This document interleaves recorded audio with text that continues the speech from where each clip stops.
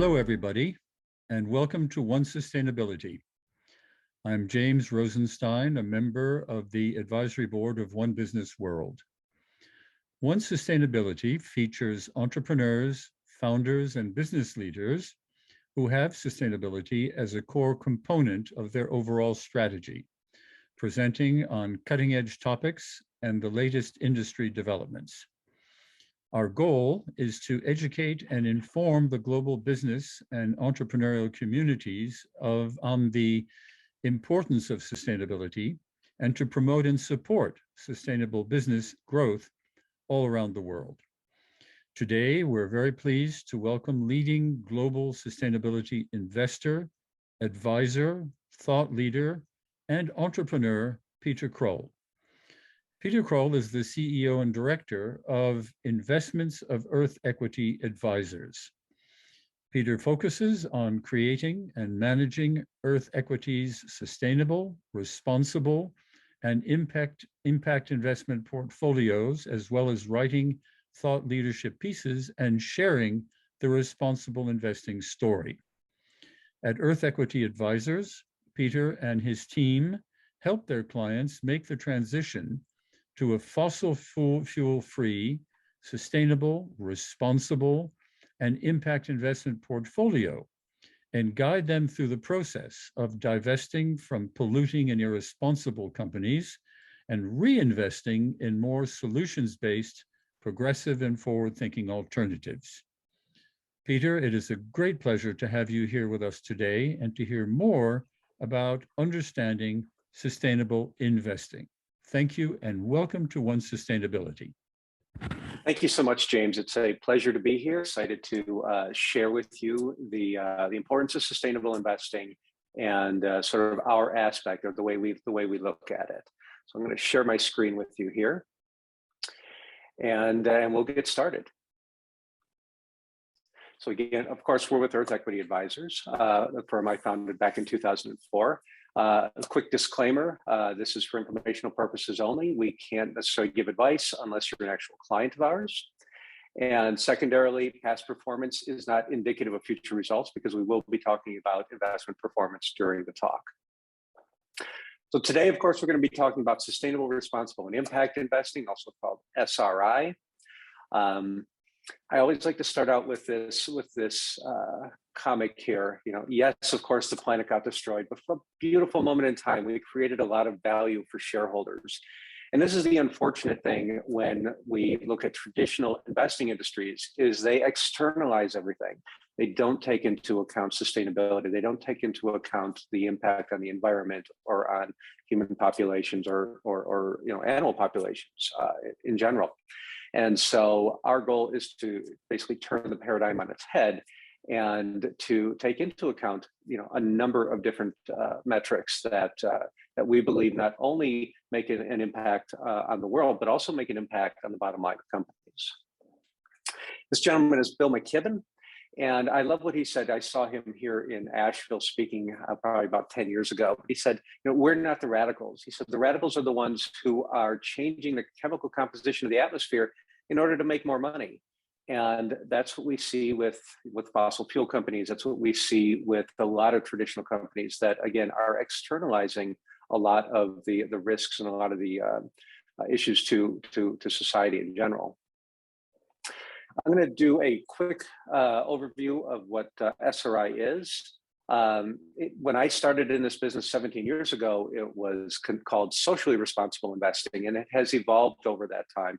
Social is still an important aspect of it, but we've integrated it more into sustainable, responsible, and impact.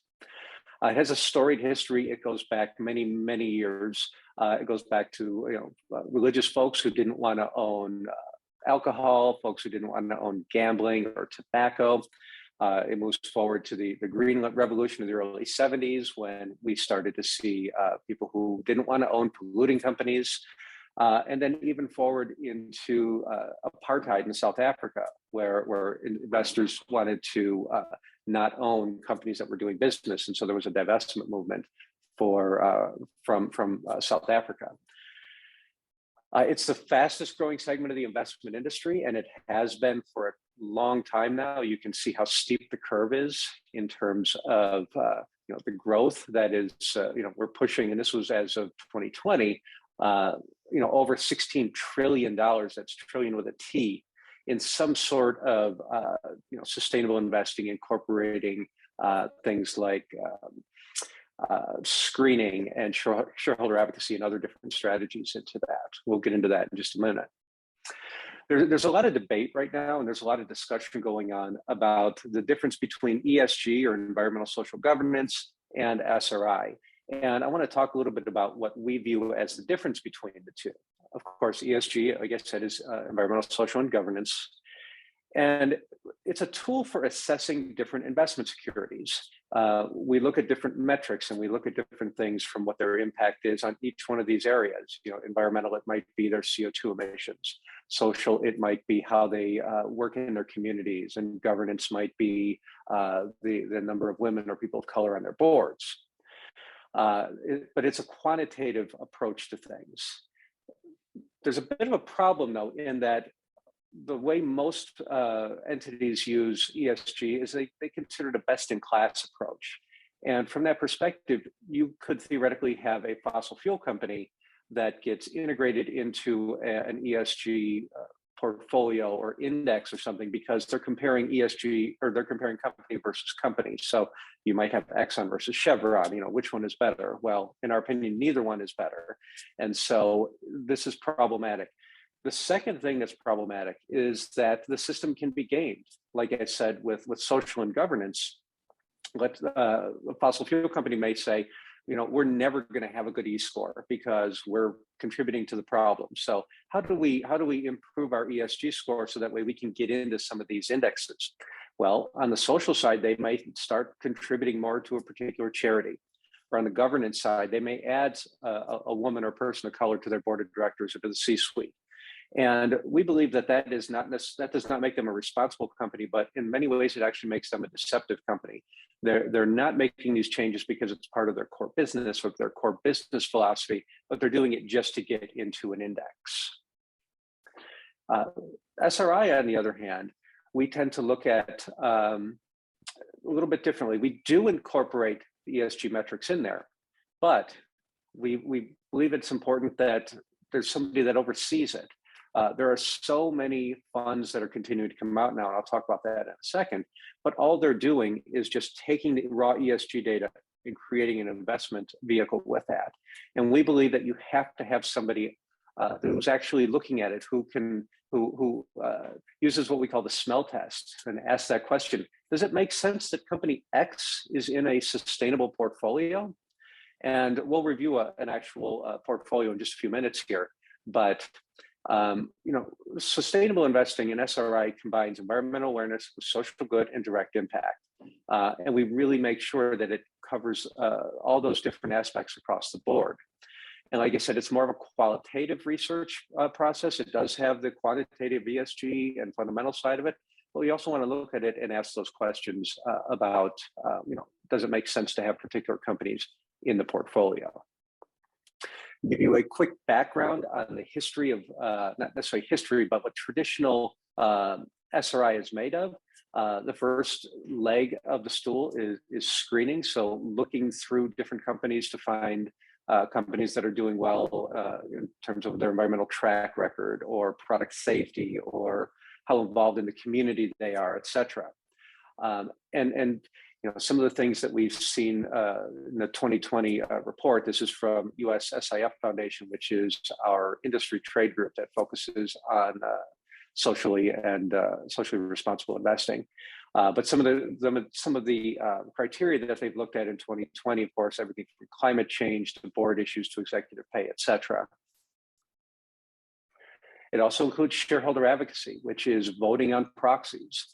Those documents you get in the mail that ask you to vote on who's on the board and a number of different things. And a lot of times you'll see things towards the end of that proxy, and you'll see things like corporate political activity or executive pay. And a lot of times the companies want you to vote against them.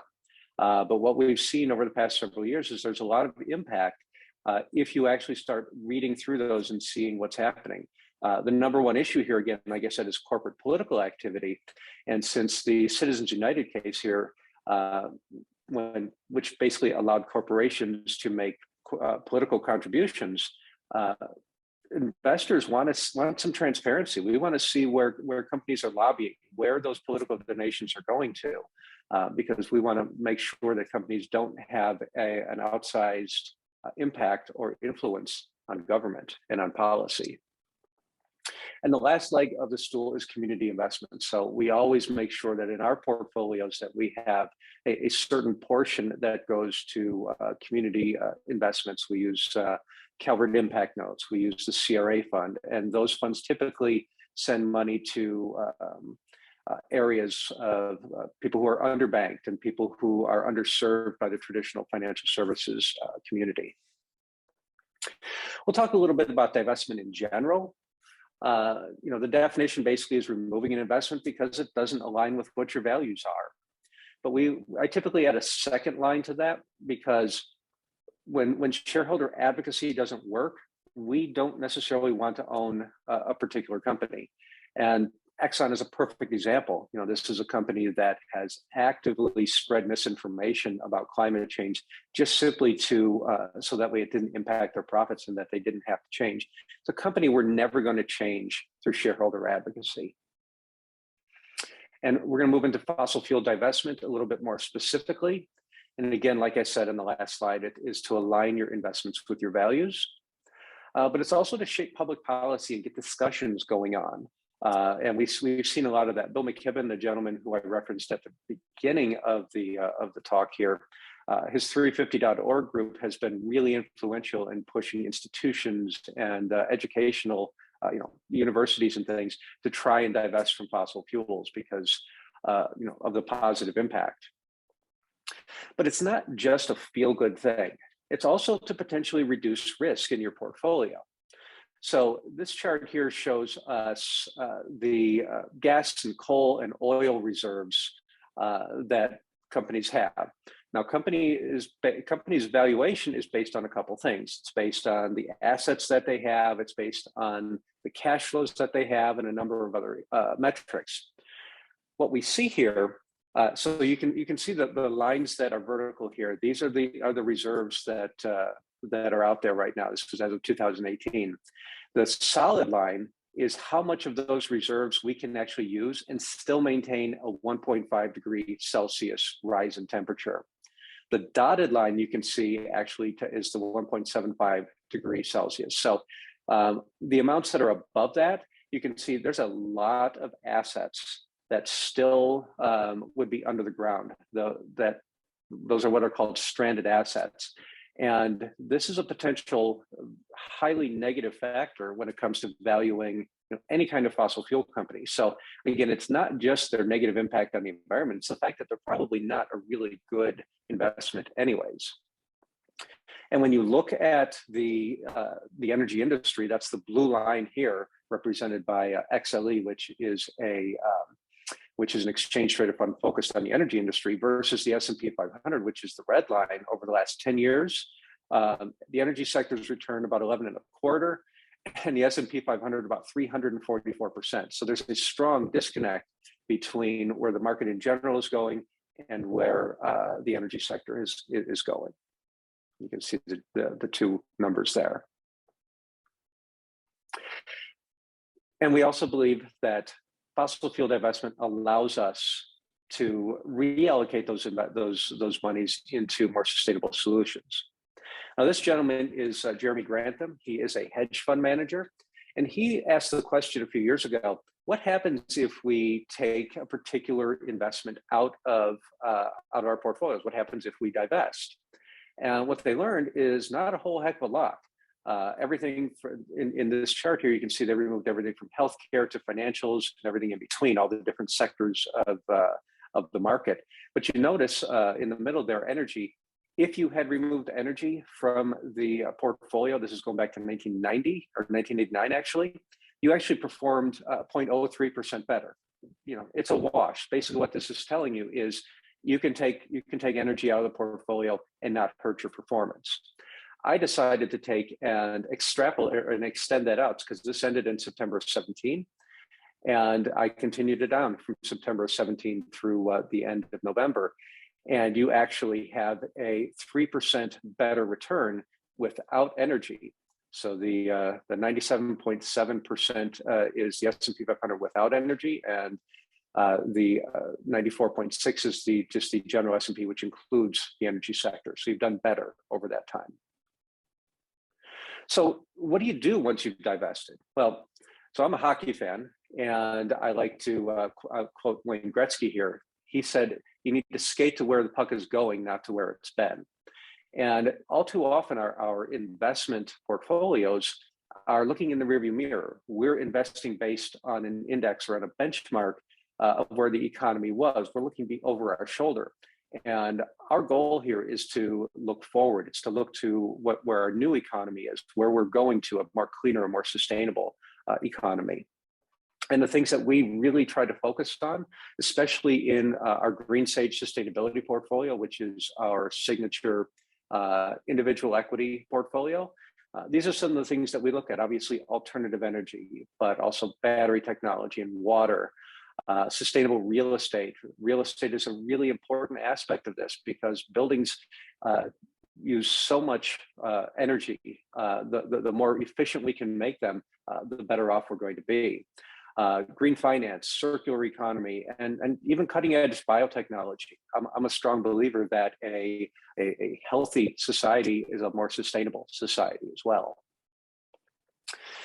This is my friend Catherine Wilkinson. Catherine was the lead author on the Drawdown book, which came out a few years back.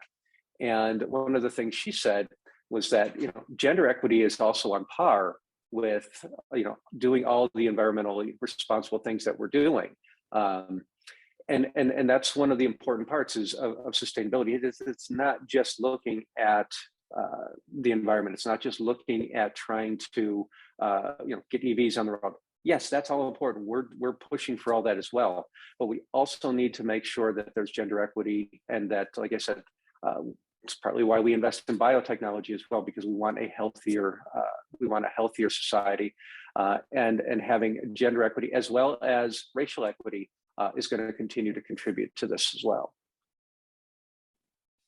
So this is the fun part for me. So how do you know which funds are truly sustainable and responsible? Because there's so many out there. This is a chart. At the end of 2020, there were 392 different mutual funds and exchange traded funds that considered themselves or called themselves sustainable. This is, you can see on the right side of the chart here, there's even more that have come out. And so as of the end of the third quarter, there were now 502 mutual funds and exchange traded funds that considered themselves sustainable. The question is, how do you know of those 502 funds, which are the ones that are greenwashing or basically giving a false impression of what they actually have under the hood versus the ones that are the real deal? And it's really difficult. You have to do your due diligence. You have to have resources available to you so that way you can look under the hood and see what's going on. We're going to take a look here at the iShares ESG Aware Fund. ESGU is the symbol for it. This fund is fairly new. It came out in 2016, but it's accumulated over $24 billion since 2016. And they've accumulated about $10 billion this year alone. It's the second largest fund in the US, but the interesting thing is the fund from Parnassus, which has about $32 billion in it, was started in 1992. So you can see how fast the growth in this particular fund has happened. And it's because BlackRock is the biggest investment manager in the world. And so they have lots of marketing dollars to put behind this product. MSCI has given it an A rating, with a AAA being the highest. This is an ESG rating. Sustainalytics has given it a 4 Globe rating. And I will preface this by saying that we use Sustainalytics for a lot of their data as well. But it's not always accurate, because let's take a look and see what's actually in this fund. It has everything from ExxonMobil so we've got big oil, we have Facebook, which arguably has been one of the most negative had one of the most negative impacts on culture and society, especially when you look at voting and the way we've become more divided. We've got oil companies or chemical companies with DuPont. We have Raytheon, a defense contractor. We have Big Ag with ADM. We have Sugar Water with Pepsi. We have Caesars Entertainment. So gambling, we have gambling in a sustainable or responsible portfolio here. And you can look on down the other side too, everything from Dow Chemical to Fox to MasterCard, et cetera, McDonald's. This is where you ask that the smell test, or use the smell test that I said earlier. Does it make sense that McDonald's is in a sustainable portfolio, or Exxon or Raytheon, any of these? This is something that's so important. Now, to give you a contrast, this is our Green Sage sustainability portfolio that we've been managing for the last 9 years.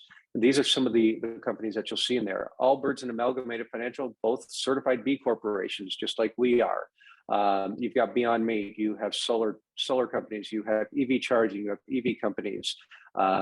We've got technology, we have got batteries, we have got biotechnology, wind, et cetera.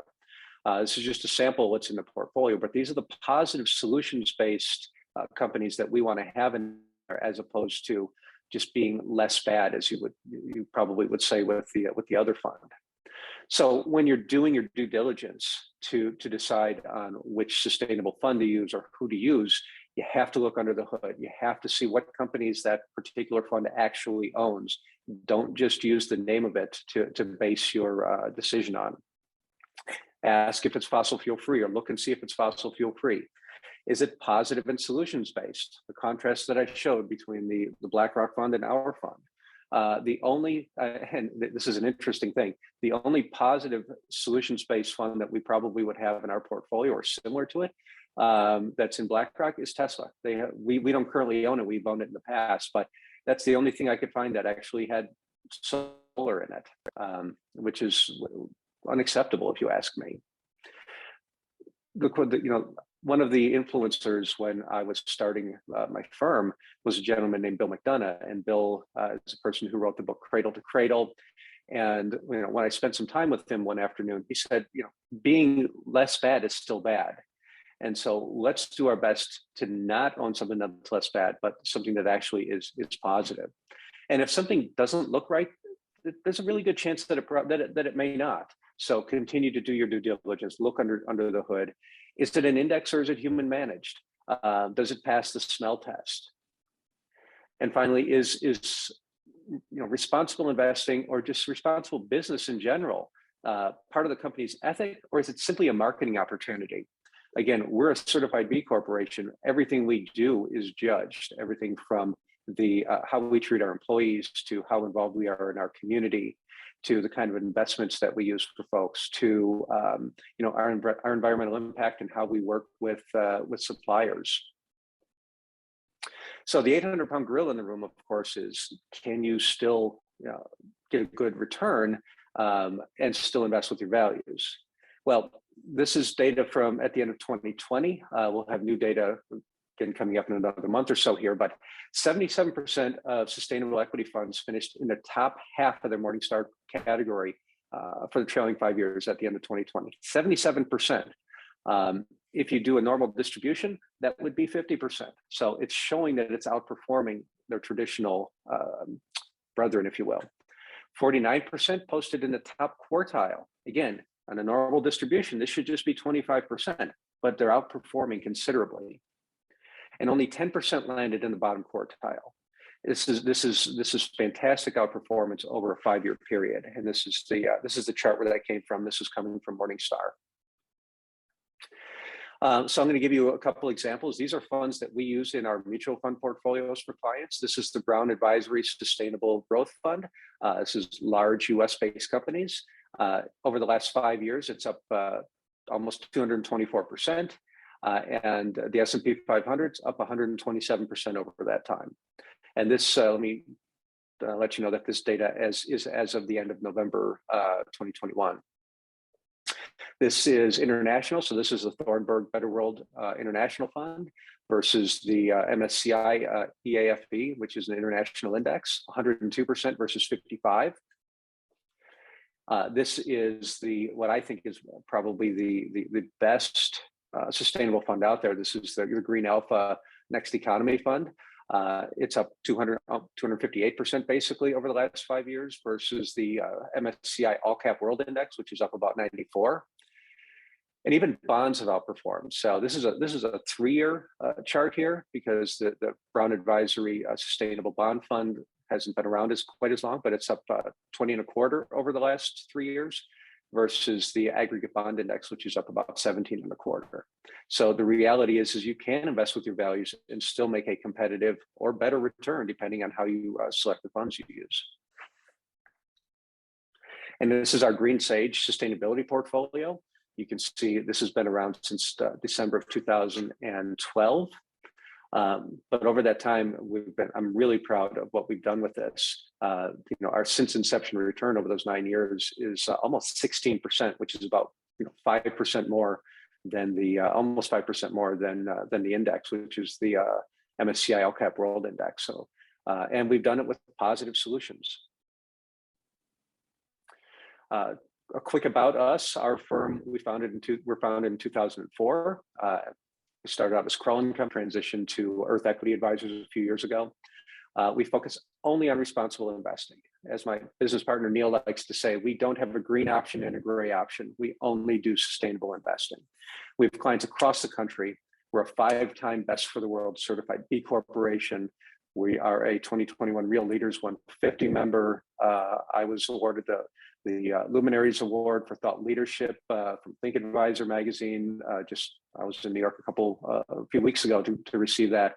And we've been a 1% for the Planet signatory for several years. We donate 1% of our gross revenue to environmental nonprofits. And we also are thought leaders. I'm a contributor to both Forbes and to Kiplinger. But we have a speaker series that we hold here every year. And, we have everybody from like Vincent Stanley, who's the director of philosophy for Patagonia, and Leslie Samuelrich, who is the president of Green Century Investments, to Dr. Catherine Hayhoe, who is a tremendous leader in climate change. She is a climate scientist, and Time has labeled her one of the 100 most important or most influential people in the world. We've had Lewis Perkins here, who's talked about cradle to cradle or circular economies. At the time, he was president of the Cradle to Cradle Institute. Now he is president of the Apparel Impact Institute, working to make the clothing industry more sustainable. We've had John Sutter, who's the climate change reporter for CNN. And of course, Catherine Wilkinson, who was the lead writer on Drawdown as speakers, talking about climate. We've had Betsy Mosetter, who's the Chief Operating Officer of Green Alpha Advisors, and Nzinga Shaw, who was the Diversity and Inclusion Officer at the Atlanta Hawks, talking about, of course, diversity and inclusion. And finally, we've had Catherine Miller, who's the VP of Impact at the James Beard Foundation, and Jonathan Bloom, who has written about food waste. He has a book called American Wasteland, and we talked about food waste and climate implications with that. So that's actually the last one we had prior to the pandemic. So we truly believe in thought leadership and bringing out issues and bringing out people to come together and learn about a lot of these issues about sustainability, climate change, and social responsibility. Our firm works in 3 different areas. We have our Aligned Digital service, which is for smaller clients, starting out at only $5,000. It's a fully online digital platform. We have got Earth Equity Advisors, which is an advisory firm where we work one-on-one with folks to help them plan and do put all their investments together. And we also work with financial advisors. So folks who are financial advisors who want to do sustainable investing, but who don't want to do the due diligence, they actually have access to the portfolios that we put together for our clients. And with that, here's our contact information. EarthEquityAdvisors.com is our website. Earth Equity Align is our digital investment offering. Feel free to contact us at info@earthequityadvisors.com, but we're also on all the social media platforms. as much as we hate them, we have to be a part of them: Facebook, Twitter, Instagram, and LinkedIn. So thank you for your time. I think James might have a question or two here. Thank you very much, Peter. Yes, a couple of questions. I find it very impressive the way you approach all these issues. And from experience, I have seen in dealing with companies that one of the issues they at first have trouble dealing with is how to manage the contradictions between profit and purpose. And in talking to companies, it really helps to get into the details of this, because there are often contradictions, and very often you see this on boards who don't want to get more involved in more sustainable activities because it costs too much and it lowers profits and so on and so forth. So in your advisory role, do you delve into these issues to get to the bottom of what drives the company and how they can become more socially responsible, more ESG related? And also, do you involve stakeholders as well as shareholders? Just a couple of questions there.